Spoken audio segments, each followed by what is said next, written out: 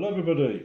Today we're going to talk about the topic of turning grief into something positive.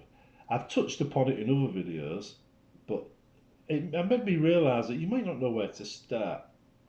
So I'm going to talk to you now exactly the process you need to go through to go from grieving and feeling sad about a person to thinking about a deceased person and being happy.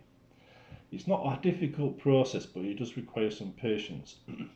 Now, at first, when they die, you have to absorb the grief, let it permeate your system and just feel what you need to feel. This is just the facts, right? It says you can't make it go away that soon. This is something you do later on once you've accepted the death and you can think about it without bursting into tears, right? So you've got to accept the death first. And for those people trying to help people who've deceased, like with deceased relatives, you can't help them, right? All you can do is understand that they're going through pain, and then try and not be a source of pain for them. Now, I've had brother-in-laws die, and whilst we didn't get along, I did grieve for them. And people, because we didn't really get along, people were a source of pain for me. They didn't understand, right, that I was suffering too, and they made it worse for me. Right? I needed to talk about it. I wasn't allowed to. I was basically told to shut up. Right? So yeah, they were being outright rude and very bad people. But you don't do that, right? When you see somebody who's lost somebody loved one, right, nothing you say will make it feel better. And anything they say back is a platitude designed to say, look, I don't need to talk to you right now. I don't want to talk, but thank you very much for the consideration. Now, please go away and leave me alone. That's what they really mean, right? Now, if you think about wakes, you go into a pub surrounded by people that knew the person. Why did wakes first start happening? What was the reason for wakes? Did our ancestors have some hidden wisdom, or is it just a piss up? The secret to getting over grief starts at the wake. Before the wake, before the funeral, it's like, did this really happen? Have they really gone? Then you start to accept it at the funeral and the wake. The wake allows you to exchange stories about the person. You all have a laugh about what they did and things like that, and you start building new relationships, because once you take a person out of a family loop, they've gone and died, there's a big hole. People need to start filling that hole, and you don't just take a person and stick him in the hole and go, there you go, that's plugged. Everybody takes a little bit until the hole is plugged, but the way things used to be will never be the same again. So the wake fills that hole and allows you to share memories and have a bit of a giggle at what went on in the past. And that's the secret here. That is the secret. So what you do, you start with like photos. When you're able to start looking at them again, photos, uh, videos, letters, communication, toys, anything they had that gives you a good feeling. And if you find something that always makes you laugh, like maybe they had a special scarf they used to wear and they were always had a good time when they wore it and you liked it, maybe you'd have it hanging up on your coat rack. And every time you see it, you'll think, I miss my dad. It was funny, and it gives you a positive vibe instead of a negative one. But if you look at something and you get sad, take it down. Don't leave it up, take it down. And go through your photos. In fact, go through your photos right now. Pick all your photos out, go through them. That feeling you get, like your day is just been derailed because these photos have changed what your thinking pattern that day. That's what I'm talking about. You're going through your pictures and they're making you think of things you haven't thought about in years. And sometimes you think, oh, that's fun. I remember that. I remember doing that. That we had a laugh that day. These are the memories you need to bring to the forefront. These are the memories you need to take on board. So when that person dies, that's how you see them. Not they're gone, I miss them. Because grief is a very selfish thing. We miss that person, it makes us feel miserable, right? So we need to think we miss them. So we use these pictures to keep them with us. We use the videos and memories and objects that they used in life to keep them with us, so they always feel close to us. And that is how you turn grief into something positive. Into something you can think of the person and have a smile on your face and just enjoy their memory. Now, there's a subject of dead, them being in the room with you and things like that. I don't have the answers to that. I just have a few theories because I like to think things through, go through possibilities, even unlikely ones. And science has no proof that doesn't happen.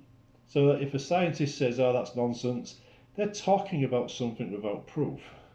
And science is about proof, so they're not being very scientific, right? They need to prove it doesn't exist.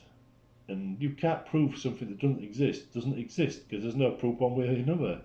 So yeah, the absence of proof doesn't make them right. It says, but the presence definitely. Someone put a sign up saying ghosts are dead. That doesn't bring proof. You've got to prove there's nothing. Well, ghosts are dead, of course they are, but ghosts don't exist. That's not proof. Saying so isn't proof. So anything could be true. We just don't know. I mean, I had a theory, which it was just a theory, right?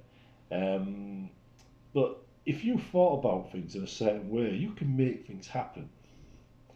Kind of psychic skills. And if you thought about it and you could pinpoint the thought process that triggered it, you can make it happen over and over again. And I thought to myself, if you were sitting there, you were subconsciously thinking about a person, and suddenly you felt them in the room, did you make that happen? Or is it just your subconscious making you feel that way? Because we'll never know one way or the other.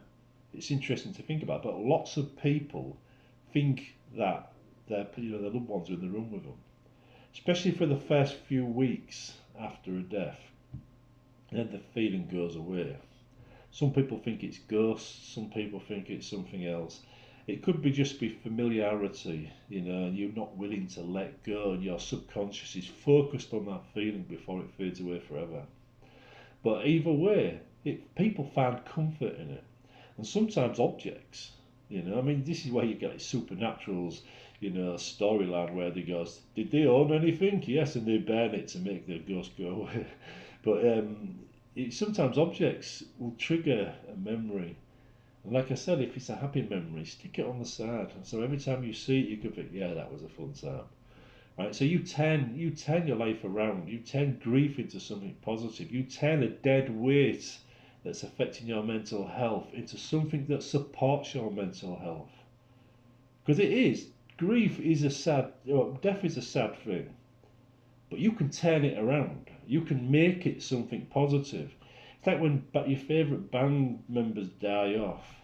People say, oh, we'll never get anything by them again. Two thoughts spring to mind. One, have they produced anything recently that was any good?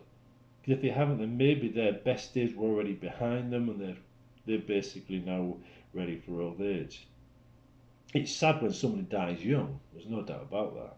But sometimes people have done all they can and they're ready to die. The other thing is, at the end of it, they've basically finished what they started. Their life's work is complete. When they die, that's the end of their life's work. You can then celebrate their life by playing everything and understanding everything that they did. And if you really like them, you just buy all the albums and play them back to back. Again, you can turn it around. You can make it something special. Of course, people always try to hijack the memory and turn it into something. Like with Lemmy, he's become a bit of a cult. Motorhead Lemmy. Right, he's become a bit of a cult, and they get T-shirts now with stuff on the back that would never been on a Motorhead T-shirt back in the day. But they are now. He's dead. So it's kind of like, this isn't Motorhead. But it's the same kind of thing. You turn grief into something good. You make it work as a way of making you feel happy. And that starts with prompts, photos, objects, videos, messages, letters, whatever it is that you see as them, right, or part of them. That is where you start. But only after you've actually got over the grief. Allow yourself to grieve first and then start looking at these objects. One of the things I always did when someone died was I took a memento, and I'd just keep it in the house. When I wanted to think about them, I just grab it. Now, other people don't don't treasure it as much as I do. It's, I gave, for instance, my granny's Bible to my daughter. She doesn't have the memories of my gran that I did, her great gran. But she still thanked me for giving her the book, because I think Granny would want it to stay in the family, because it was quite a fancy Bible. Granny was actually very religious. But when my dad died, I got no memento at all. When Mum died, I got nothing. I didn't even get my own stuff back. The rest of my family kept it. I never got a look in. So I didn't get any happy memories from that. And the state of my mum at the end, she was like drug-induced dementia, so she just behaved terribly towards me. And that kind of drowned out everything. So the memories of my mother are toxic. And I can't do what I'm telling you to do in that case. Although there are happy memories of my mum, right? She went so far overboard as the drugs took hold of her mind, because she had open heart surgery. She was on a lot of drugs for a long time. That it just became horrifying, absolutely horrifying to hear your mum saying that about you. You're talking serious mental trauma. So yeah, there are some things you can't fix, but in those cases, you've just got to think to yourself, what is the most likely thing to be true, and believe it. You're not going to get any other answers. And in this case, my mum had been on so many drugs for so long, she was no longer in charge of her own thought processes. It was just misfiring. She'd had so many strokes that the person at the end wasn't the man I knew. And that's how I get past that. That's my process. And it's the only process I can use in terms of my mother. And mothers should never be a painful memory. But for me, I was raised right by my parents. I mean, admittedly, they made mistakes, but I was raised right. So they did a good job. And I'm trying to remember that. I'm proud of my dad and what he did and things like that, but he was distant. And I tried not to be distant with my kids. That wasn't always possible, because other people stopped that from being possible. But I always tried to be close, Probably one of them said inappropriate and appropriately close, but that's parents for you, right? Yeah, it's difficult. It is difficult. I mean, I'm not going to pretend that everything is simple as looking at a picture and it all goes away. It's not. You have to find your own solutions, and sometimes the solutions are far from perfect. But in a vast majority of cases, what I've said in this video will work. It will turn that pain that's burning you up into a happy memory, where you can sit there pounding your hand with your mates and go, do you know, my sister used to say, and have a bit of a giggle over it. Anyhow, this video is dedicated to all you viewers out there that have lost loved ones, left a comment about it in one of the many places and needed a bit of support.